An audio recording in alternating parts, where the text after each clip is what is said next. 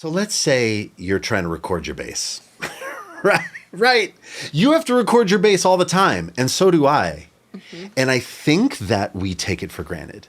I think that we've done it so much that we're like, oh, this is easy to do. Of course you have this stuff lying around, and of course it's just plug and play. Yeah, you know what an interface is, you know what a preamp is, you know what XLR means, Yep. But a lot of people, I'm surprised, and we were talking about this before we hit record, that people will DM us with questions that are very basic, which of course, right? Because you don't know what you don't know. Yeah. Right? Like, it's not something that you learn like first grade. All right, kids, this is how you record your bass. They should, though, right? They should teach this in elementary. Like, let's get you into a DAW very early, children, and we're going to learn like Pro Tools versus Logic. Let's talk about it. Fourth grade, let's talk about it. Obviously, Ableton. Ableton, yeah. It doesn't happen, though, right? No, so that's why we're here, and we are going to try to not speak. Both of us are going to try to be audience advocates. And if somebody says something that we're like, whoa, if you're not in this world, what does this mean? Explain. So welcome to the SBL podcast, y'all. Welcome. And we're going to break down how to get a great sound on your bass. And we're also going to talk to a bit near the end about mics as well, because in this age of maybe recording content, doing podcasts, Zoom calls, lessons, where you need to be able to speak as well as have your bass going through some kind of interface being recorded, this can be a really tricky component. There's so many options. Like, if you've just been focused on bass stuff, then when you throw microphone into the mix, sometimes people are like, whoa, wait, what? Today we are not, however, going to talk about camera gear, hard drives, lighting, how to paint the back of your room black. Maybe we should. And in the comments, if you guys want to know if there's anybody that's interested in setting up gear for YouTube or making content in terms of recording, let us know, because Sharon rules at it. I am learning. I'm trying. You're pretty good at it yourself. I'm trying, but that was very daunting to me. And so, yeah, we're gonna go through this stuff, and we're gonna give you guys options for tackling this at a budget, because you actually, to record your bass, you do not need much, but you can go crazy. What is bare minimum? Okay. What do you consider? Wait. Let's have a base minimum of what we expect you to have. Got it. I assume most people own a laptop. Right. But you made a good point too of you do have to have something to record onto, right? So either that's a laptop, but right now you can also record onto iPads. You can record even onto phones. Yep. Right? So you do need to have some kind of essentially like storage device. Storage situation. Yeah. But ideally you can look at after you've got it, as opposed to a server. And since if you're watching or listening to this, we assume that you have some kind of device like that. So we're not going to include that in the budget, right? You have to have a computer, an iPad, a phone. I think, Sharon, you use a Mac, right? You use like a MacBook. I use a MacBook as well. I've had various versions of that over the years. Right now I have like kind of a middle of the road MacBook Air. It's great. It does fine.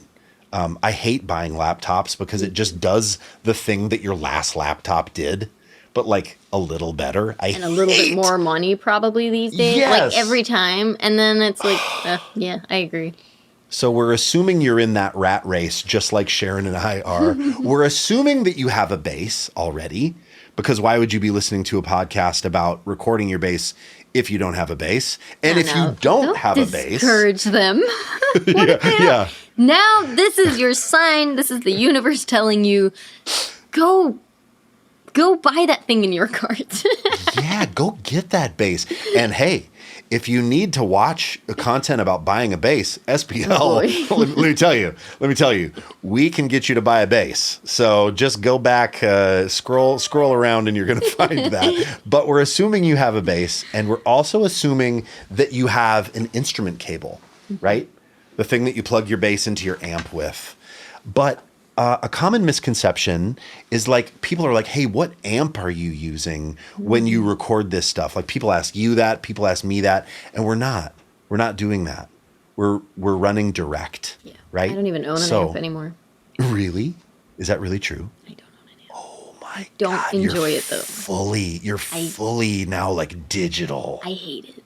Because sometimes you wish just you want had to an sit. amp? You just want to sit and like hear your bass Yeah, without you headphones, do. and I Yes. can't. That's the sucky part. Well, that's something that you have to solve yourself, Sharon. I agree. So, okay, bare minimum. Oh, let's talk about this too before we talk about this gear. There's a few different ways in which you may want to record. I have 3 different ways, and maybe there's more, but here's my 3. The very basic is an idea archive. Like you have ideas and you want to record them. That you can actually just do over the air under the voice memos of your phone, If you right? have an amp. And sometimes I put the phone close, even when I'm not plugged in, and I hear just the, but that's pretty low level. But idea archive, that's one reason you'd want to record your bass. Another reason is to hear yourself and get better, right? Is to actually like listen back to your own playing and make some evaluations, right? If you're trying to get better at this thing, recording yourself is one of the best ways to do it. Next would be maybe you're going to be making content. Maybe you want to start documenting the process of your journey as a musician in this crazy world in 2025. Happy New Year, Sharon, by the way. Happy New Year. And that would be a reason, right? Recording content, maybe for YouTube or for Instagram or X or whatever your platform is. And the third, or sorry, maybe now this is the fourth. I said there was going to be 3. I think there's 4. The last one I'll say is recording for sessions, recording on records. Home record, right? home recording, any sort of like Yes. legitimate recording. Yeah. Like recording for yourself, a musical project that you have, or maybe you're in a zone where people are sending you tracks over the internet. They're Dropboxing you files or whatever, and you are taking them and putting them on your computer and you're recording your Demos bass. or final things. Like, any range of that. Yeah. And I will say that a bass player has it so much easier than almost any musician. Absolutely. You can record silently. You're not setting up drums and 1,000 microphones. So you've got it easy. So there's no frickin' excuse out there not to be able to record your bass if you want to. Okay, so now let's get into it. Assuming you have the bass, a cable to go somewhere. Device of some sort. And yes, and a computer, iPad, iPhone, right? Some device. Do you really just need 2 things? You need an interface or Yes. a simple, like something that can act as an interface, like an HX Stomp. Right. You need some way to get to an interface. All that means is something that you plug your bass into with a cord and it talks to the computer, essentially. It interfaces your instrument with the computer or iPad or iPhone, right? So you need an interface, and we'll tell you what to get, or we'll tell you what we have. And then you need a way to hear it. If you're plugging into a computer, you need a DAW. It's Digital Audio Workstation. But it's essentially a program. It's software on your computer. And if you have a Mac, you already have one. It comes with GarageBand, which for free, which is sort of the light version of, you can pay $200 and get Logic. That's what I run. Are you Logic or do you run Ableton? Right now, for this, I'm running Logic because it tends to do better with syncing with video. Yeah. For us, that's not a given. But privately, I use Ableton. Okay. Which is so not there's a cheap. bunch of different, right? There's a bunch of different programs that you can use. Yeah, You hear people so talk many about out Pro there. Tools in a big studio. You hear about Logic a lot in terms Or of if like you're home. a Windows user, Cubase. Oh, You sure. go into God. all of that. Does anyone use Cubase A anymore? lot really? of people use Cubase. Really? And Okay. you know what? The new Cubase is really good. Oh, really? See, I'm It's like such a little insulting. I am an absolutely unapologetic Mac fanboy. So I am entrenched in the Apple ecosystem. So I am not using any of that stuff. But that's just me, right? There's also some free DAWs out there, like Reaper. Does anyone use that anymore? But I think, I mean, I will say too, listen, I know people that have like built really awesome. They're like, Ian, I built a really awesome PC and it's going to be so sick for audio. And it never is. It crashes and it's awful. Oh, no way. I mean, look, and so this is, you can come at me all you want. Tell me how sick your PC is. But I will say, if you're going to do this, maybe professionally, I feel like you kind of got to have a Mac. I think just because the whole industry runs on Mac, eventually somewhere something's gonna, give.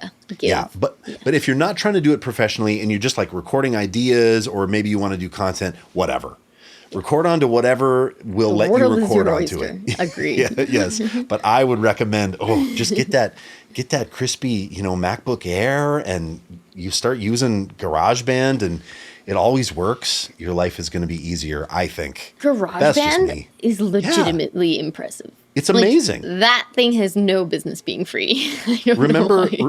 I know. And do you remember when we did the AI video and you used freaking GarageBand AI to challenge me in base building? I mean, I don't want to remind you who the winner of that was, but yes, all that to say, GarageBand as a DAW is not corny, or it's not like, agreed. It's not lesser than. It gets a lot of shit, but it really shouldn't. Like, if you're using GarageBand, good for you, power to you, because it's a good freaking tool. Yep.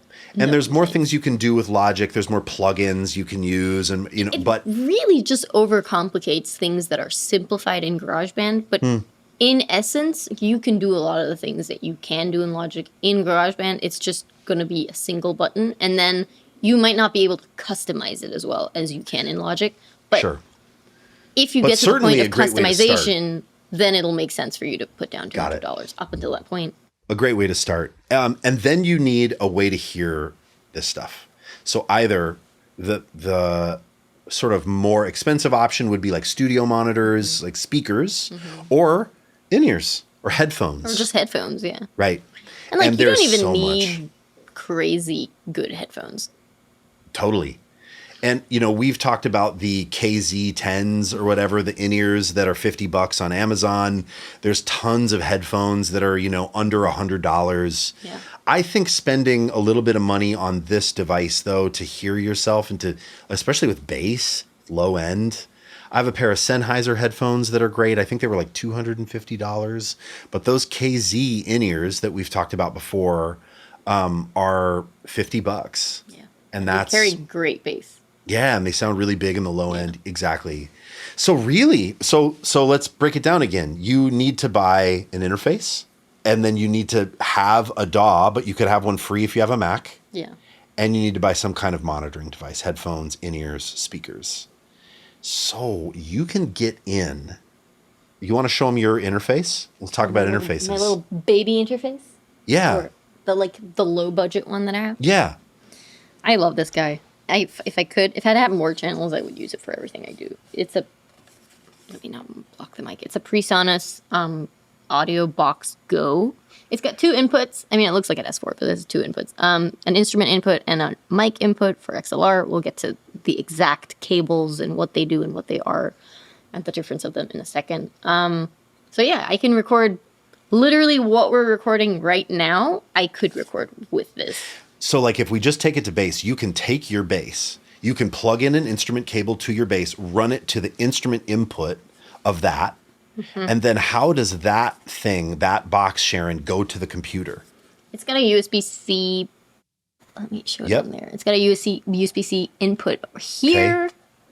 So then you take that USB-C cable that probably comes with the interface. Yeah. Do you have to plug that interface into the wall with power? No. So it's bus powered. It's bus powered. It just goes into, and this is the snazzy thing about this freaking thing. It goes either into your computer or it can go directly into your phone. That's amazing. And that's really cool. So I can just plug and play open up my camera, hook it up to this thing, and record myself playing bass, and I'll have killer bass sound on it. And so it will be the audio from that into the phone instead of the iPhone mic. Yeah, that's amazing. That's really very cool. And it works for computer, it works for iPad, it works for phone. So it's super. How much money?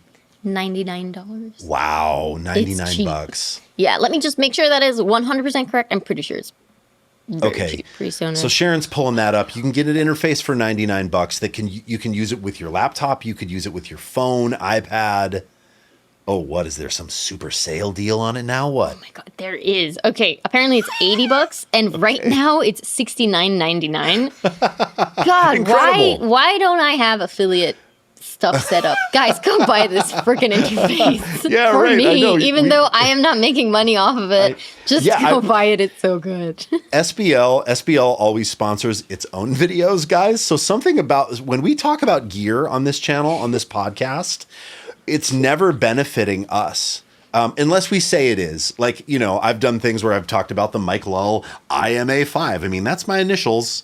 And this is, yeah. So, if you buy one of these, it does benefit me, but we'll always tell you that. But in terms of this stuff today, we're not sponsored.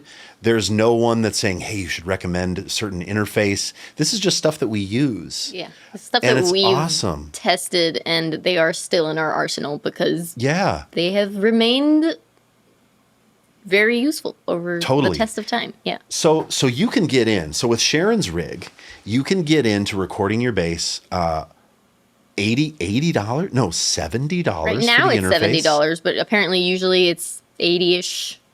Let's say it's 60 to 80. Okay, and then $50 for in-ears. And you are at what? $130? Let's just say you can get in for under $200, under $150 even. That's insane. That's insane. Let's step it up a notch. Let me tell you about the interface that I have loved. This is the UA Aero, and they don't even make this anymore. Now they make a thing called the Apollo, and they make a thing called the Volt. But essentially, similar to Sharon's, it's a 2-channel interface. And it's bus powered. So again, bus powered, all that means is that there is a USB-C cable that goes into that plugs into your computer, and your computer powers this. So you don't need a separate, like wall wart or AC adapter that plugs into the wall. That's what bus powered means. It's powered by your computer. How cool is that? And then, you can plug bass into it. You can plug a microphone into it. Those are combo jacks either way. And then you can monitor right out of it. And also it even has an instrument. Look, it has like a picture of a guitar that you can plug right in. Just take your cable, plug it right in. It senses that it's a guitar, sets up your level. And then the cool thing about this ecosystem, the universal audio ecosystem, is that it has all of these plugins. So when you buy one of these products, it comes with these things called plugins, which is software that it's EQs and compressors and different, delay and reverb and effects that to process your instrument or your voice in a different way. And they sound great. And they can be daunting at first, especially the UA plugins. But if you're overwhelmed by them, just chuck them away. You don't even have to give yourself time, and then just start with an EQ and then maybe a compressor and then slowly get into it. And then before you know it, you're going to be like, oh, dude. Do you see the latest EQ? Oh. Right. And I will say, I've had this. I bought this, I think, in maybe it was 2017, 18. So I've had this for 7 years. Nice. I just took this on the road with Eric Hutchinson. He was like, hey, can we do a session in a hotel room last day of tour? And I recorded 3 songs on this into my computer with my bass for his upcoming album, and those will be the final tracks. It's professional, and the one that you have, I would do the same thing. Yeah. The conversion, the quality of these has gotten to a point where I feel really good about using them for recording final bass stems for somebody's album. Yeah, as long as you're making sure that your gain is at the right level and you're not cranking it, and then the sources are you know how to use the equipment. Yeah, exactly. Right? Record responsibly, and then you're good to go. Nobody will be able to tell whether you recorded it on a $50 interface or a $2,000 interface. That's true. And I think it didn't used to be. I mean, I No, remember it's not. years ago where like converters, there's like a thing called a converter inside the interface that takes your analog signal, from the cable and converts it to ones and zeros to get into the computer. And that piece, the converter, was lower quality in these interfaces from, 10 years plus ago. But now the converters are good. Yeah, you and the used to have preamps like are pretty good. crackling, or like there'd be latency on stuff. Like, it could be really annoying to record. Yeah, or I remember like cheap interfaces kind of sounded like this a little bit. That's true. Like there was just this kind of vibe where like you could hear that it was a voice and you can still hear what I'm saying, but when you got nice conversion, this happened. Where like the blanket was sort of lifted. And I even did A/B comparisons back in the day of like plugging into this. Yeah, I know. But all the cheap gear now has better. I mean, and still, if you want to spend money, and we could talk about that in a moment, on really fancy stuff, it gets better. But the cheap stuff sounds pretty good. Yeah. And I would take the Pepsi challenge on what Sharon's saying too, of like, listen, nobody is going to know that you recorded the tracks on a $50 interface versus like a $5,000 interface. I don't know that people be able to tell.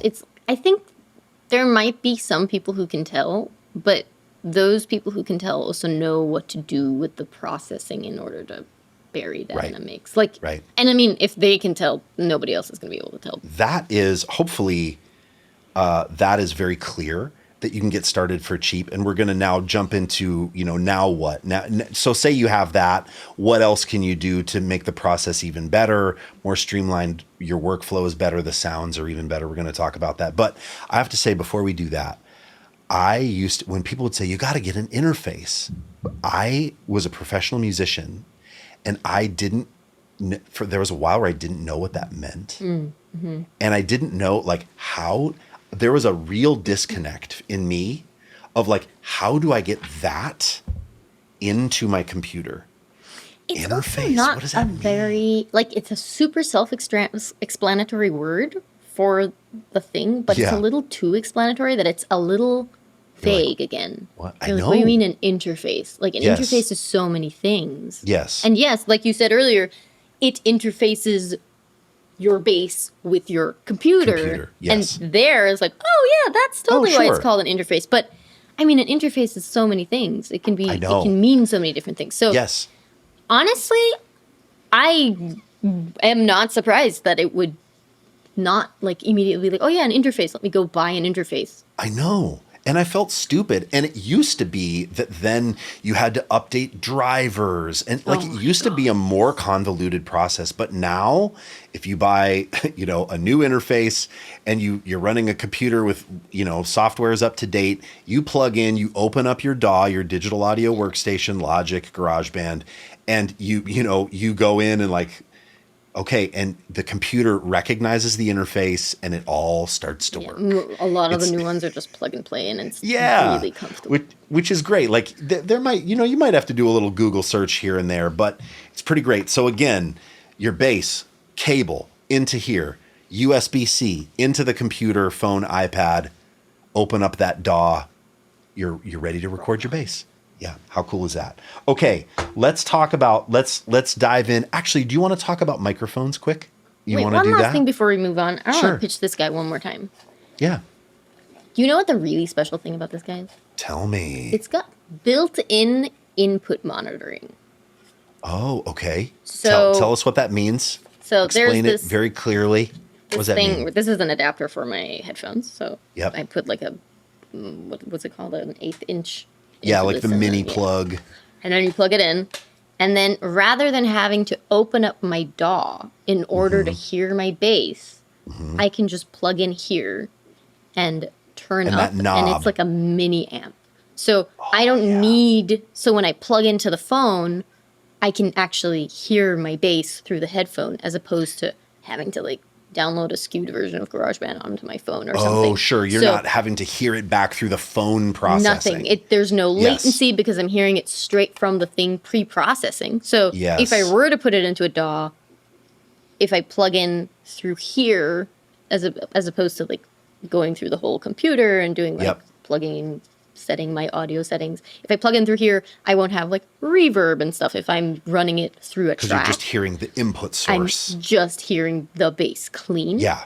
But for practicing, Oh, so nice. it's a practice amp. Yeah, and look at that. You can toss it in your bag It's and so roll light. I out. Yeah, carry right. it everywhere. I just went on holiday in Boston. I didn't even bring a bass because there's basses there, and I brought this just in case. It's like, Yeah. who knows? So cool. So you could use it as a practice amp as well, like with your setup. Yeah. How cool is that? Yeah. Okay. Yeah. And it's $80 or whatever. Yeah. Unreal. Unbelievable. Give or take. Okay. Crazy. All right, mics. Yeah, let's talk about mics, and then at the end we'll do. I'll run down kind of my rig, what I have now, and the things that I have splurged on and bought fancier versions of. And I will be very honest with you, what I think actually made a difference and what didn't. But before we do that, let's talk about microphones. So the other thing, right, is so you maybe want to record your bass, but maybe you want to do a podcast, or maybe you want to do Zoom lessons and you need to have a way to talk to someone or record your voice on a microphone. And that can be so daunting. But if you have a 2-channel interface, like I showed you or Sharon did, one channel's bass, one channel's a mic. That's all I'm doing right now. That's all you're doing right now to record this pod as well, right? So then there's a bunch of different microphone options. You want to talk about it? Are we starting at the bottom? I think so. I think we kind of said that the industry standards for like live vocal mics, the Shure SM57 and SM58. If you've ever seen a show and you've seen a microphone on a stage, it's likely one of those 2 microphones, right? Yep. The sort of the silver ball, like dust cover, right? Like that's kind of the vibe. They're such good mics. They're amazing. And you said they'd withstand a nuclear blast. I don't know that I'm going to make that claim. They've literally done YouTube videos of trucks driving over them. And like people do YouTube videos to see what they can endure. And I mean, seriously, go pull one of them up. It's hilarious. And they'll do like the craziest thing. And then they plug it in at the end and it still works. And it's incredible. And those are $99, and they've been $99 since like the beginning of time. Yeah, they're like inflation proof somehow. It's wild. But that's great. And we'll tell you that the only thing about those microphones is that they have a proximity, or they're a dynamic microphone, meaning that they're meant to reject sound that's far away. So you kind of have to have them close to your face.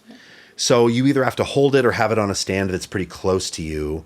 And there's some other dynamic microphones like this Shure SM7B that I'm using now that you can hear as I get close to.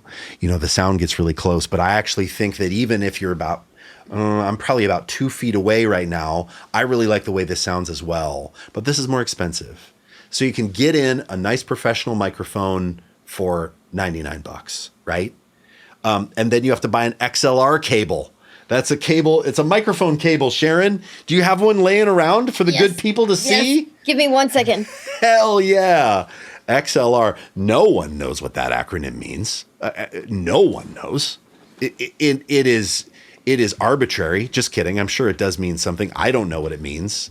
But all that I associate with XLR is just that's a microphone cable. It's a balanced cable. You can run a long run of that without any signal degradation. It's got, the 2 ends. One clicks into the microphone. Click. The very satisfying click. So you would need one of those as well, right? And but I guess you'd run you need that. A mic stand as well. I mean, I see a ton. Well, I suppose if you're playing. The other day, you did just tell me that you just shoved your mic into it. Like I did. I did some stuff for SPL. So. Yeah, where I had like a Kleenex box that was off shot, and I just set up the mic on that. So yeah, you don't need a stand, but sure, maybe a mic stand, and of course you need the XLR cable. But then that just plugs into the other channel of your interface that accepts that microphone. It's that kind of bigger 3-prongy looking. Spot input for a microphone. There you go. Okay, so I love YouTube. You probably love YouTube. But let's be honest. It's not the best platform for in-depth teaching. Enter the SBL Academy. At SBL, we break down the bass with a curriculum-driven approach that spans from complete beginner level to super advanced. We also cover all kinds of genres, skills, and techniques, all brought to you by world-class bass instructors. And best of all, you can get started today for free at trysbl.com. Oh, hey, check this out. So I just bought one of these recently, which is the Shure MV7X. What a horrible thing to say. Come on, Shure. But whatever. I bought it with my own money. And look, it's kind of like the little brother version of this, right? So stunted. It's yeah, so it is. cute. It's like little. But this is like a more inexpensive podcasting mic. I went on a trip and I still needed to do some stuff for SBL. This was too big and requires too much crap. So I was like, I'm just going to get a little one that I'm going to actually put on my desk for when I do shots over there. So this is $160, I think. I would love it if you could just unplug your XLR from your other one and plug it into the other one. Is that possible To hear the or difference? no? Yeah. Do you think I should? I don't Let's know. try It's it, not Sharon. really. The old tale is that it's technically bad for your gear to unplug stuff like that, but Okay, I just did it. Ooh, it's actually got more.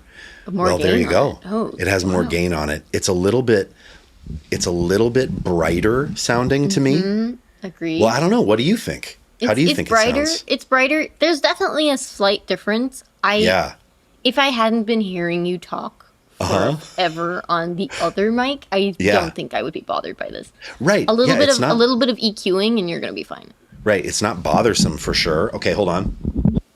Wow, that is not giving me any like. I Now I'm didn't back hear on that the at all. SM. This one is what I'm used to, right? This is like a little bit less high end and maybe just a little more natural sounding, or maybe it's just that I'm used to it. But check that out. The SM7B is at the end of my list. This is like a $500 microphone. And this is $160. Yeah. So, you know.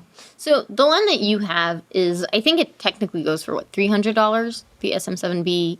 Oh, yes, because I But- have the old one where you have to Yes, then have you additional it's gear. like they've made a new one, and in order for it to really work well, because a lot of interfaces don't have enough power to like give it the gain it needs to sound good. So you need to get an additional piece called either a dynamite, which they package as a dynamite, and it looks hilarious. It looks like a dynamite. It's great branding, great marketing on them. I love it. And then the other one is called the Cloud Lifter. They do the same thing. They just boost the gain on the mic, and then it sounds like this.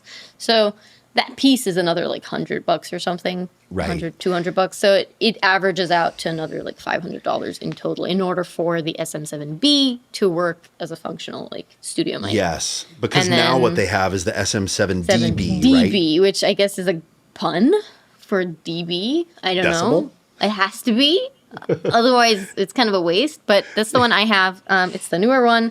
No cloud lifter needed, and they've built it in finally after a decade of everyone complaining about it. Yes. They finally given us the cloud lifter built into the thing. So it's just and But this all one that- is naturally $500-$600, I believe. Yeah, I think it's $500. The thing about these SM7s, either the B or the DB, is that they have the look of the podcasting thing, right? They're also excellent vocal mics. They are incredible vocal mics. Yeah, I and love them. They're awesome on a bass cab as well. They're excellent bass cab. They're kind of great for everything. I was also super surprised because you often see people here, like when people do podcasts, they're in this kind of zone and maybe they're speaking softly and there's this kind of thing. So if you're just listening, I just got really close to the mic. But I also think they sound good, like I said, about 2 feet away. If your room isn't super reflecty and noisy, if your room isn't too roomy sounding, I think they sound great right there. But you don't need it. You could get a, SM57, SM58, or that other cheaper podcast mic that I had pulled up there. We had talked about the DJI wireless microphones. Ooh, That's like another just thing that's kinda interesting. Lavs in general. Yeah, like, you can get a lav mic that you clip on. And I had a lav mic that I just thought sounded terrible. So I got really soured to it The one I had was an old Rode, but man, I thought it sounded terrible. So the thing about lavs in general, I feel like you can get lavs really cheap, but you're gonna hear it. Like that's where it becomes obvious because it's such a tiny little thing. Yeah. And tiny gear, to have it sound good, you need to make sure that it's good tiny gear. And it's really easy to make cheap tiny gear, and a lot of people do, and they'll sell you a lav for like $20. It's gonna sound like $20. So if you're gonna Yeah. go the lav route, you are gonna have to dish out. Like that's not where I would save my money. If you're just looking for good audio, just go for an SM58 or 57 even. But Yeah. if you need the attached interview lav thingy, I would say try and dish out a little bit more Yeah. because it's gonna pay off because it gets really rustly and like weird, like Oh my God. This sounds when it's just inside a shirt. yeah, exactly. So Yeah. yeah, and it's just thin. Like it has that. It kind of like the other version of this mic that you had times like 50. Yeah, like really the thin. highs and stuff are just like Yes. Yeah. Yeah. But I will say I now haven't used these, so caveat, I haven't used this myself, but I've heard a lot about the DJI wireless mics that are wireless lavs. They clip on. They're kind of like a big square. I've seen even people clip them onto their hats. Yeah, I've seen that too. Right, and like onto a shirt, or you can even just hold it. Yeah. And those are $250, two mics with a recharge pack, and they're wireless. So like someone can be filming you with a phone and you could walk a long way away, but your audio still Yeah. sounds close because you have that lav. So that's, I don't know. Don't take it We've like I endorse it, but those are supposed to be great. There's the Brother product, which is by Rode, the wireless microphone, the Go 2s. We've used those in the past when we do outdoor yep. shoots and stuff for SBL, and I personally can vouch for them, for that brand specifically. They're incredible. I mean, we did a shoot a year ago in Vegas. That still hasn't come out. It might be out by the time this goes out. I hope Who so. knows? That'd be so cool. And we used that. It was 2 really windy days in Vegas, and we were out on the streets. And those mics they were incredible. Yeah, they're No rock wind. solid. And the wireless function just made it really easy for us to be 3 people walking Yep. around, cameras and freedom. And there was like a range of, I don't know how many feet, but at one point you guys were on the other side of the street while I was catching B-roll. Yes. And I heard every word you guys said. Oh my God. So What did we it was say? impressive. Oh no, you guys were just talking basics, but it was impressive that I didn't have to be near you guys Right. at all. Like we were on the Vegas Strip, you guys were on the other side, and I was further behind, Yep. and I was still hearing everything. So the range of the wireless was incredible, and the quality that it picks up, You can vouch for it. yeah, and that's 230, 250-ish. Yeah. And, this is maybe diving into content creation, but it's definitely like if you do both, if you use it to record for like if you want to use it for a microphone for like a Zoom call, and then you're out and about and you want to use a microphone, that's a pretty Totally cool works. option. Yeah. I was going to talk about, there's a couple more here, but let me just say this. Let's wrap this section up with, when I got hired by SBL, I was like, okay, I'm going to buy some nice stuff because I'm going to be recording content all the time. So I bought a $3,000 microphone. I bought a Neumann U87 and I was like, it's the best. It's industry standard. I'm going to buy one mic and I'm going to be done. And it was the wrong mic to buy because I was kind of in a little bit of an echoey space, and that mic is gorgeous. It's gorgeous for up close vocal. It's like it captures everything, even in like a tight pattern. You can switch to its capture pattern, and even at its tightest pattern, it still picked up so much of the room. So then I was baffling it with stuff, and I was like trying to get it. It either had to be super close to me, like in my face, or I had to have tons of crap around it, isolating it from the room. And it was $3,000. Like once I got this, and I'm pointing at the SM7, once I got that, I put that Neumann in a box, and it hasn't come out of the box in 4 years. I have a question that Yep. all of our viewers also have. Why haven't you sold it? Because I have a hard time. Like, that is such a classic piece. And I'm like, well, you know, Fair. like if I'm going to, you know, like a voiceover thing, but I like this. You're I gonna probably use should this sell for the book. it. You have I done know. voiceovers in I the past have. 4 years. Have you taken that out for the Never. voiceover? Never. Ian, as a Is friend, it time to sell the it's an Neumann? intervention. Sell the damn mic. Yeah. I mean, right. It's like, so here's the thing. Money does not necessarily mean, like, spending more money on something doesn't necessarily mean in this regard that you're going to get the right thing for the job. Absolutely. Do the research, because certain things do require more money, like a lav mic, for instance. Do your research. What lav is actually going to be good at a lower price point? And odds are it's not going to be that low. But with, I mean, the SM58 is a perfect example. Totally. $100. It's an industry standard that is Yep. used everywhere and is On every $100.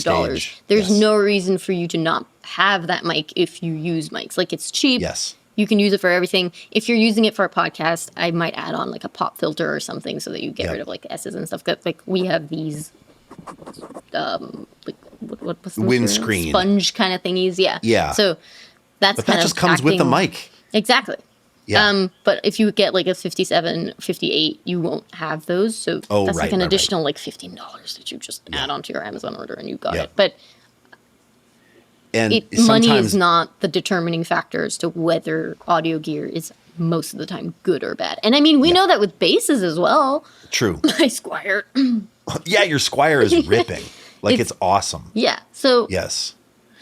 And so now let's take this chance, like, or this opportunity. Let's take this opportunity, Sharon, to show talk off your about sexy gear. yeah, to talk about some bougie gear that I have purchased. Now, I am a bougie gear enthusiast. I love bougie gear because I love design. I love gear. I love thinking about the 5% increase I'm going to get if I spend the money on, but is it necessary? No. I'm going to tell you what I've done to kind of like step up my recording rig, and I'll be very honest with you where I see is like a good investment or not. But the first thing is, I'm not just plugging my bass into the interface. I'm plugging into a pedal board. So, and I've had a bunch of different pedal boards over the years. Right now, I'm plugging into essentially a Cali 76 compressor, but that isn't on at the moment. Then the HX Stomp by Line6 is doing the processing. Then I'm coming out a DI, and that feeds my signal. So then I'm processing the bass signal with some of these boxes, and I like the way it makes my bass sound, right? And then via a microphone cable, XLR cable, I'm running into a fancy preamp made by Neve.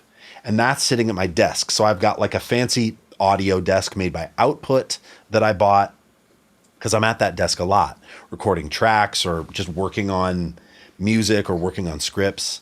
And so I'm going into a Neve 2-channel pre. It's a 1073, and I have 2 channels on that preamp. One is for bass and one is for vocal. So I'm constantly recording my bass and vocal through a Neve 1073 preamp that has EQ and gain, and I love the way it sounds. But and then, okay, I'll just finish the signal chain. Then I'm going to run into a fancier Apollo interface by UA. It's in a rack mount. I only bought it so that I had more channels for when Yannick Gwizdala came over and we needed 4 channels because we were doing a podcast, 2 bass, 2 vocal. I was like, I need a better interface, or just an interface that had more inputs. So I bought a rack mount interface from Universal Audio called the Apollo X 8P, I believe. It says many 8 inputs is it? channels. It's You 8 can- channels. You can do 8 simultaneously. Nice. Very Yes. And, you know, and then I have studio monitors as well. Some Focal, some not crazy expensive monitors, but Vocal is nice. they are nice. And I will say, having really a nice desk and nice monitors is amazing because then you have a workstation, right? That's very nice. But so I think that is totally worth it. Investing in a desk, investing in nice monitors. The desk was probably $1,000. The monitors were probably $1,000. The interface, I wouldn't have needed it, and I wouldn't have bought it had I not needed more inputs. But that was expensive. You know, gosh, that was probably almost $2,000. And then the craziest one, where I thought I was going to notice the most Let me bypass that and say the pedal board. I use that for gigs and tours. That is worth every penny to me. I'm a pedal junkie, HX Stomp for life. Like the pedal board is very much worth it to me. But let's talk about the preamp. I spent $3,000 on a Neve 1073 2-channel preamp. You could get a second one if you sell the mic. Yeah, that's true. Yeah. And I remember when I first plugged it in thinking that it was going to be like, oh, like that I was going to notice this crazy difference, and I didn't. It sounded different, but it didn't sound like night and day better than just plugging into the interface. I like the workflow. I like that it has clicks and you can gain stuff more, and it has a really lovely EQ. Mm-hmm. But in terms of just plug it in and hear it, with no EQ, that $3,000 preamp versus just plugging into the interface, I think was maybe not worth the money, actually. But it says Neve on it, and Neve is cool. Right. And I got suckered by that. Now, that said, I do love the workflow. I like the EQ. Mm-hmm. I like clicking the knobs. I like having that hardware. Honestly, sometimes workflow is worth money, though. Like, totally. Certain things I just won't do if it's not easy enough for me to just sit down and do it. Like, if I'm going to have to keep on getting up to walk over to my interface to fix something, as opposed to, like, I don't know if you can have it closer to you, then that's easier. But, like, there's so many things that accessibility, having the tools, having to not go into your computer to change stuff, and being able to just do it hands-on. Yes. I don't know if it's for $3,000, but it's definitely worth some money. Well, for me, there was a really like a fork in the road where when I was doing stuff and I wasn't employed by SBL, I was like, had like a lot of budget stuff. And then when I got this job and I was like, oh, I'm going to be doing this now every day. I'm probably going to be in my studio recording something, either for clients or for SBL or for Instagram, or like, I was like, I should invest in myself and in this business. So what does that mean for me? It doesn't mean a jet or a storage facility it means some really nice, high quality audio equipment that I think I'm going to have forever. Yeah. And I was like, I'm going to buy a Neve. Like, I could buy the clone. I could buy the warm audio. There's a bunch of stuff that's like half the money. But I'm like, I know myself. And I know that if I buy the clone of it that's quote unquote just as good. The best of the best. Like, if I'm going to spend the money, I want to get the thing that says frickin' Neve on it. And then there are going to be people like, oh, well, it's AMS Neve. It's actually not the real Neve from the 70s. And go away with those comments. It says Neve. Yeah, but it's like it's a Neve adjacent. No. I mean, it's so funny. It's just, it never ends, right? But I was like, I want to get a thing that I'm not then going to want to upgrade. And I don't. I bought that. I think it sounds fine. Like, I have no desire to like shoot it out with other preamps or all that's over for me. Like, my workflow is totally set. I like the EQ. I plug into that thing. Boom. I'm good to go. But you don't need it. You really don't need it. Like, yeah, you don't record anything with a fancy, super fancy $1,000 gazillion mic pre ever. You right? gave me a preamp for my birthday, though, for my bass. Your bass. I haven't been home, so I haven't used it yet. But I am planning on using it very soon. Yeah. That's a sleeper. The MXR bass preamp. That's like a pedal for a pedal board. Awesome EQ. Those sound so good, and I feel like not enough people know about that thing. It's sweet. It's really good. Yeah. But okay. Hopefully at this point you have an idea of what it takes to record your bass, why you'd want to do it, and then I didn't just tally up the number for me, but of like all the stuff that I have in my signal chain, it's probably $10,000.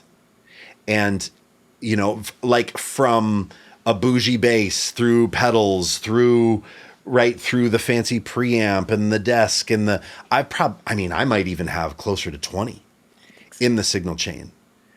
And you don't need that. You really don't. To record your bass, you need an interface and a way to listen. Less than $150. Less than $150. Yeah. And if your creativity and your ideas and your love for the instrument and music is on point, no one will be like, what interface did you record that through? Because it sounds, no one will care. No one will care. So keep that in mind before blowing the big dollars on all the gear that you think you need. You don't need it. I didn't need it. Like when I just recorded that stuff for Eric out on the road, I had a nice bass. I recorded right into that interface. Easy, cheap. So, yeah. What else? Anything to say, Sharon, before we roll? If you have an HX Stomp but no interface, it can act as an interface. Oh my God, that's true. You can use your HX Stomp as an interface. Just FYI, you can't record mics because it's just one singular. I think it's only an instrument input. There's no like XLR. But if you're just recording bass or guitar, the HX. You could actually get a converter though for a microphone and still run it. There you go. You can, but it's only one channel. It's not though. set up to do that, right? So, but if so if you're sitting here and you're like, oh, I gotta get another piece of gear, but you do own the HX Stomp because, like me, you're a sucker. And you follow Ian, and you're like, "Oh, I gotta get the HX Stomp." Yeah, that operates as an interface. Yeah, it does operate as an interface. It operates as a really good interface too. So you can just just boots up. I did that recently where I didn't have my interface. I was like, "Oh wait, the Stomp is an interface." Yep. It's old school device USB though. It's like you have to have a converter cable. Yeah, but and the reason I didn't talk about that in this is because it's $700. It is. And I predominantly use it as a pedal for sounds, not as an interface. But yeah, if you have an HX Stomp and you're like, I gotta get an interface and I just need to record my bass, congratulations! You already have an interface. Yeah. Plug it right into your computer. The HX Stomp is not one of the prereqs that we had at the beginning. You need an HX Stomp. Like we're assuming you have an HX Stomp. Oh my God, you guys, hey, let us know if there's any other worlds of confusion that you would like Sharon and I to help clear up, because we're here for you. We want to clear up any confusion. If you're like, talk about compressors, let us know, because that's something that I wish I had early on, is like a resource to clear up kind of mystery. And hopefully we've done that for you today. Like the video, subscribe to the channel. If you want to get better at playing this thing or that thing that Sharon's got, Sharon, show that crazy bass. Sharon's got this dope jazz bass from the 80s. Holy crap.